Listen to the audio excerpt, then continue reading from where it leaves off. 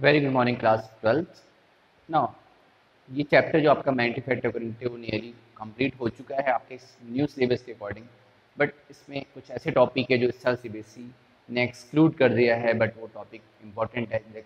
Cyclotron cyclotron की पूरी चीज़ें हम नहीं स्टडी करें, बट साइक्लोट्रॉन में जो कंसेप्ट है उस कंसेप्ट से रिलेटेड डेरिवेशन है जो आपको डेफिनेटली कहीं ना कहीं यूज़ होगी, इसलिए मैं टॉपिक कराने जा रहा हूँ। मीन्स साइक्लोट्रॉन में एक जो टॉपिक था, साइक्लोट्रॉन मीन्स मैग्नेटिक फील्ड की वजह से चार्ज पार्टिकल को जब सर्कल में घुमाया जाता है और उसको एक्सेलरेट किया जाता है with help of electric field also, दोनों यानी मैग्नेटिक फील्ड और इलेक्ट्रिक फील्ड की हेल्प से दोनों के, तो उसको हाई एनर्जी प्रोवाइड की जाती है और आगे उस हाई एनर्जी चार्ज पार्टिकल को किसी मेटल टारगेट से बम्बार्ड करा करके एक्सरे प्रोड्यूस की जाती है और वो एक्सरे यूज़ होती है मेडिकल डायग्नोसिस या अदर फील्ड में यूज़ होती है।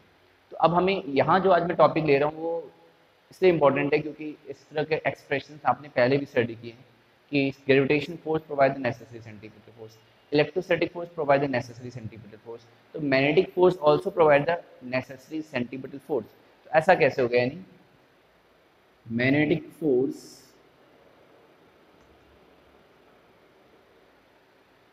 Provide necessary centimetre force.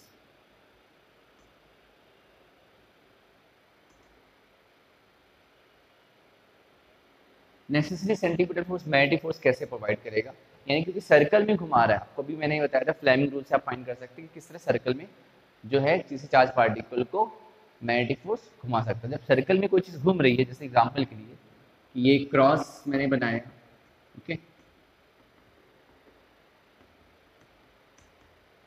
तो अगर कोई चार्ज पार्टिकल यहाँ से फायर किया जाएगा ऐसे करके, तो ये अंदर सर्कल में घूमेगा। तो जैसे मैंने यहाँ से फायर किया तो ये सर्कल में इस तरह सर्कल में मूव करेगा। जब ये सर्कल में मूव करेगा तो इसका कुछ रेडियस होगा और वो चार्ज पार्टिकल, मान लेते हैं कोई चार्ज पार्टिकल Q है, ओके, और इस चार्ज पार्टिकल का मास m है। तो यहाँ पे तो फोर्स, मैग्नेटिक फोर्स क्या होगा, Q B B sine theta या 90 डिग्री हो गया, okay. This is a magnetic force, उसके सर्कल में घूम रहा है, तो it provide the necessary centimetre force, और सेंटीमीटर फोर्स का फॉर्मूला mv²/r। ये आया। अब आपका पता है साइन 91 हो गया, यहाँ से v और एक v कैंसिल हो जाएगा, तो आप यहाँ से फाइंड करेंगे Q V B is equal to mv²/r।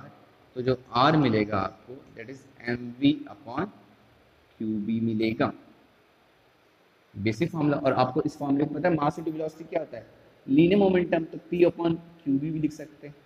और आगे इस लीनियर मोमेंटम को काइनेटिक एनर्जी के टर्म में लिख सकते हैं। क्लास 11th में आपने momentum is equal to 2 times of mass into k for kinetic energy, इससे भी रिलेट कर सकते हैं। तो फिलहाल रेडियस का फॉर्मूला आ गया mv/qb, और b फाइंड करना है तो b इज इक्वल टू होगा qb/r/m,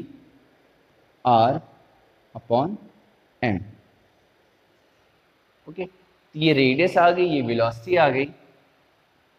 और अगर हम टाइम पीरियड फाइंड करें तो कैपिटल टी जो होता है, जो कि टाइम पीरियड होता है, 2πr circumference upon speed upon v। तो जब v की जगह वैल्यू रखेंगे आप तो 2πr, और v की जगह रखेंगे आप q कैपिटल V r/m, ये r से एक r कैंसिल हो जाएगा और t इज इक्वल टू आ जाएगा 2πm/qb। तो ये टाइम पीरियड है, इस टाइम पीरियड के साथ ही घूमेगा। तो आप देख सकते हो time period is independent of speed, v पे डिपेंड नहीं कर रहा, टाइम पीरियड डिपेंड कर रहा है मास पे, चार्ज पे, मैग्नेटिक फील्ड पे। और अगर फ्रीक्वेंसी की बात करें तो reciprocal of time period that is qb/2πm होगा। और अगर हम काइनेटिक एनर्जी की बात करें कि आखिर एनर्जी क्या होगी, तो जैसे जैसे आर अगर इंक्रीज हुआ तो वी इंक्रीज होगा, या आप कह सकते हैं यहाँ पे कि वी इंक्रीज होगा तो आर इंक्रीज होगा। तो यहाँ पे जो काइनेटिक एनर्जी है उसका फॉर्मूला क्या होगा, kinetic energy equal to half M B square, और ये बी की वैल्यू आप रख देंगे यहाँ पे, तो kinetic energy is equal to हो जाएगा half M Q square B square R square upon M square, जो कि सॉल्व करने पे क्या मिलेगा आपको, Q square B square R square upon 2m, एक पावर यहाँ कैंसिल हो जाएगी, ये काइनेटिक एनर्जी आएगी। साइक्लोट्रॉन में यही एक ऐसी डिवाइस है जिसमें एक पर्टिकुलर मेटलिक हॉलो स्फेयर के hollow metallic chamber, cylindrical chamber होता है, उसमें घुमाया जाता है, उसका एक मैक्सिमम रेडियस होता है, उस मैक्सिमम रेडियस उसको डी कहते हैं, डी शेप में होता है, वो ऐसा होता है। साइक्लोट्रॉन में कुछ वो ऐसा होता है, इस तरह डी शेप में होता है और अंदर इस तरह चार्ज पार्टिकल घुमाया जाता है। और उस डी की मैक्सिमम रेडियस के अकॉर्डिंग वो मैक्सिमम काइनेटिक एनर्जी गेन करता है, तब वो रेडियस आर की जगह उस डी का रेडियस, डी शेप में उसको डी के रेडियस के इक्वल हो जाता है, वो मैक्सिमम काइनेटिक एनर्जी से वो चार्ज पार्टिकल घूमता हुआ एक यहाँ पे होल होता है, वहाँ से बाहर निकल के मेटल टारगेट को हिट करता है और बहुत हाई रेट से डीएसलेट होता है, और यहाँ पे क्या होता है, एक्स रे प्रोड्यूस होती है। इलेक्ट्रोमैग्नेटिक वेव एक टॉपिक है, चैप्टर है, लास्ट चैप्टर इस फर्स्ट पार्ट बुक का, वहाँ पे आपको समझ आएगा कि इलेक्ट्रोमैग्नेटिक वेव कैसे प्रोड्यूस होती है, कौन कौन सी इलेक्ट्रोमैग्नेटिक वेव है। उसमें से एक्सरे भी एक इलेक्ट्रोमैग्नेटिक वेव है जो कि साइक्लोट्रॉन की हेल्प से प्रोड्यूस की जाती है। उसमें साइक्लोट्रॉन में ये कंसेप्ट है, ये डेरिवेशन जो मैंने आपको समझाया है कि magnetic field provide the necessary centripetal force, वहाँ से रेडियस आ जाएगा, स्पीड फाइंड कर लोगे, टाइम पीरियड जो कि आप फाइंड करेंगे इंडिपेंडेंट स्पीड है, फ्रिक्वेंसी फाइंड करेंगे और मैक्सिमम काइनेटिक एनर्जी आप फाइंड कर सकते हैं। तो ये जो टॉपिक है इस साल के सिलेबस में मेंशन तो नहीं है साइक्लोट्रॉन वर्ड करके, बट ये कंसेप्ट नेसेसरी सेंट्रीपिटल फोर्स वाला अप्लाई जरूर कर सकते हैं। कुछ न्यूमेरिकल्स आपको मिलेंगे, फिर वहाँ पे आपको दिक्कत आएगी, लेकिन अब दिक्कत नहीं आएगी क्योंकि मैंने टॉपिक आपको कवर करा दिया है। क्योंकि हमें जब हमारे पास टाइम है, हमारा सिलेबस सही से चल रहा है, हम लोग कोई दिक्कत है नहीं, तो हम लोग को एडिशनल जितना पढ़ना है हम एडिशनल पढ़ेंगे और हमें अपनी नॉलेज को और इंक्रीज करना है क्लास।